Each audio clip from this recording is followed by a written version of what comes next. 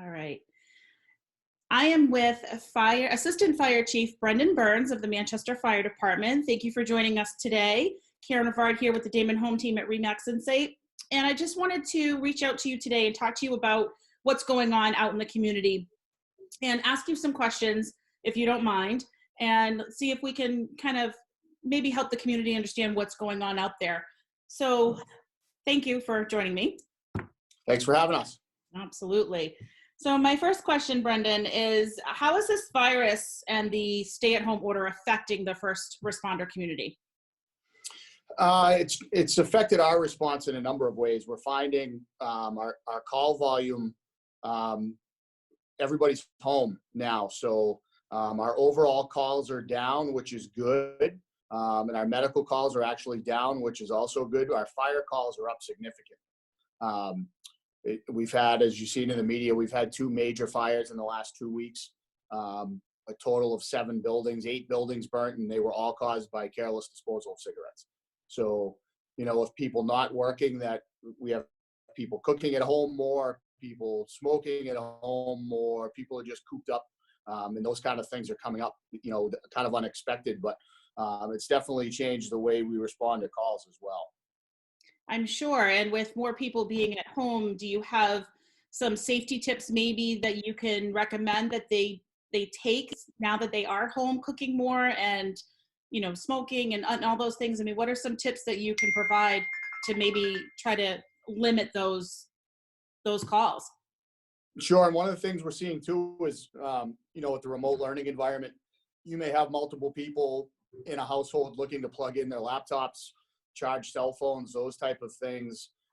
It's almost like the holidays with the demand on power in people's houses now, Christmas lights, and people are kind of limited as to what they can get to cook. So we're seeing some creative cooking methods out there as well. Obviously the weather's getting better. It's great that people can grill, but we don't want you grilling on your deck. So we want your grills 10 feet away from a building at all times. And those kind of things are going to start to come up as the weather gets better also. Some good points there. Thank you. With that in mind, those tips, what are some other things the public can do to help you as first responders when they have an emergency?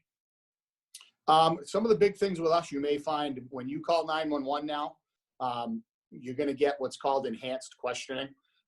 They may ask you questions, is anyone in your house currently experiencing flu-like symptoms? Have you traveled internationally?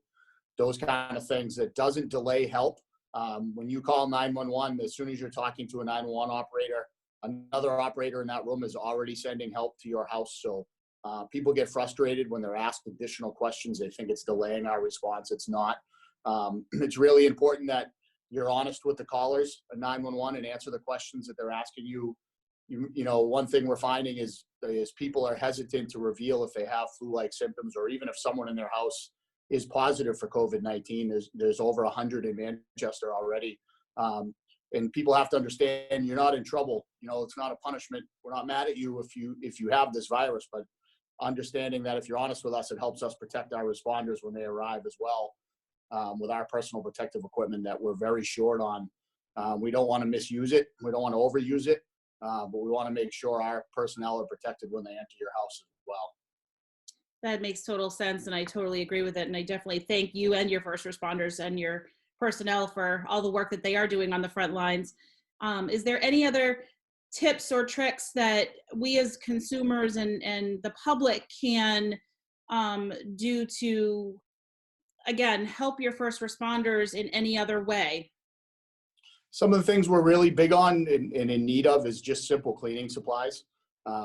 Nobody can find Lysol wipes or bleach or anything. There's no need to hoard that stuff. If you look on a regular can of Clorox wipes right now, coronavirus is listed on it because coronavirus has been around for a long time. So, simple hand washing with soap and water is just as effective as hoarding a case of Clorox wipes, and all it does is keep it away from the professionals that need them in the hospital situations. So, people obviously a little panic buying going on with everything, but there's no need to hoard on things. Buy what you need, be considerate of the next person that may not have anything. So everybody's got to kind of work together. Awesome. Well, Brendan, I thank you for your time today. I know short and sweet, but definitely some great information. And if anybody has any extra cleaning supplies, is that something that they can donate to the fire stations? Yes, the Manchester Fire Department would be happy to take it, 100 Merrimack Street. They can go to the Pine Street door and ring the bell, and we can accommodate that stuff. We'd be happy to take anything people are able to get rid of. If you happen to buy a couple cases of Clorox wipes and realize now you don't need as many, by all means, we'll take that. And all the hand sanitizer we can find. We respond to about 100 calls a day, and we have about 50 people on duty every day. They can certainly use it. Awesome. Well, again, Brendan, thank you so much for your time. And if people have extra supplies, we'll make sure that we refer them to the 100 Merrimack Street station. And you said to go back to the Pine Street door, correct? Correct. Yeah, our buildings are secured, but if they ring the bell, somebody's here 24 hours a day, they'd be happy to help them out. Great. Awesome. Thank you so much, Brendan. I appreciate your time and stay safe out there. Thank you very much. We appreciate all your help.